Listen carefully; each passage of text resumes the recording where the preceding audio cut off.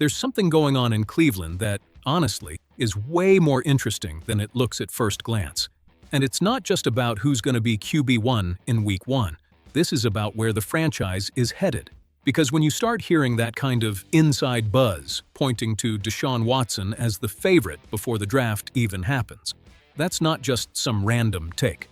That tells you how the team is thinking, and maybe more importantly, how it's still stuck living with its own decisions.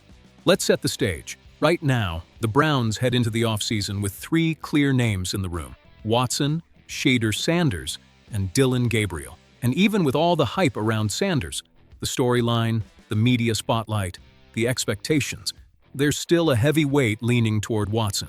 And that weight? It's not just about football, it's structural. Watson's contract, the investment they made, the franchise's recent history, all of that still shapes how decisions get made. And when a guy like Ian Rappaport says, "If I had to bet, he'd go with Watson," he's not just talking talent. He's reading how NFL teams operate. Teams don't just walk away from that kind of investment. Not until they've squeezed every last drop out of it.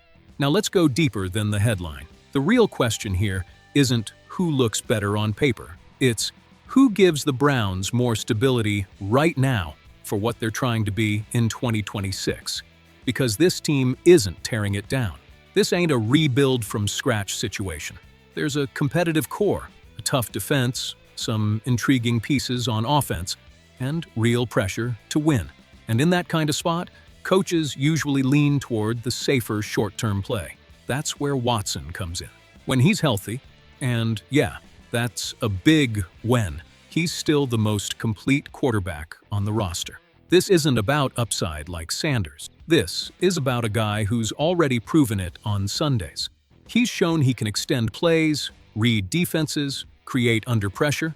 Love him or hate him, that skill set still matters for a team trying to win now. But here's where it gets dicey. The Browns are betting on a version of Watson that just hasn't shown up consistently in years. Serious injuries, including the Achilles, time off the field, inconsistent play when he has been out there. All of that makes trusting him as your main solution a gamble, and not a small one, a franchise-level gamble. Because if Watson doesn't deliver, or worse, gets hurt again, you're stuck in a tough spot. Sanders isn't fully developed, no one else has real momentum, and that contract is still sitting there like a brick. Now flip to Shader Sanders. This is the classic case. Talent plus hype. He walks in with a narrative, with media buzz, with that future of the franchise energy. But what Todd Monken said? That matters. When he says there's not enough recent tape to lock in a starter, that's basically NFL speak for nobody's got the job. And that changes everything. Because, yeah, Sanders isn't getting handed the keys just because of his name. But it also means Watson isn't bulletproof. Now let's get a little more tactical. If Monken really wants to install a structured offense, timing-based, quick reads, consistent execution, the QB has to be physically right. No compromises. And right now, that's still a question mark with Watson. On the flip side, Sanders might not have the same immediate ceiling, but he offers something else. The chance to grow within the system from day one. So you've got a classic clash. Short-term play, Watson, versus long-term build, Sanders. Let me be straight with you. I get why Watson is the favorite right now. It lines up with how the league thinks, with the money involved, and with where the team is competitively. But I don't think that decision holds up over a full season. If the Browns start with Watson, that doesn't mean they finish with him, and that's the part a lot of dog-pound folks are overlooking. The season's long, injuries pile up, and pressure to win can flip things fast. Let's run through some scenarios. Best case for Cleveland. Watson comes back actually healthy, not just cleared to play, but moving well, confident, consistent. He runs the offense, plays solid ball, and the Browns stay in the AFC fight. In that case, Sanders gets time to develop without the spotlight. That's how you set up a smooth transition down the road. Worst case, Watson starts, but he's clearly not right physically. The offense stalls, inconsistency creeps in, and the team drops games they should win. Fans get loud, the locker room feels it, and Sanders gets thrown out there before he's ready. That's how you burn a prospect and tank a season at the same time.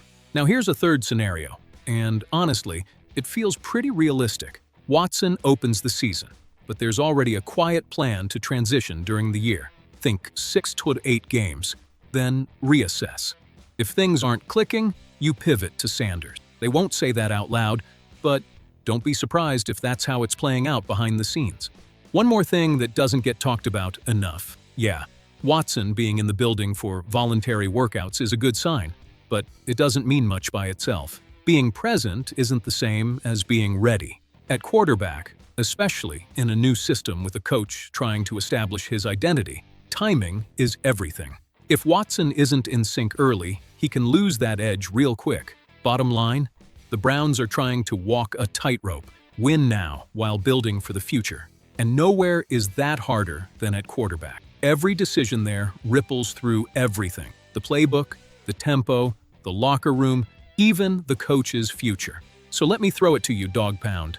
If you had to call it today, thinking about the whole team, not just the name, are you rolling with Watson to start the season? Or are you handing the ball to Shedeur Sanders? Because however you answer that, that's the direction this franchise is heading.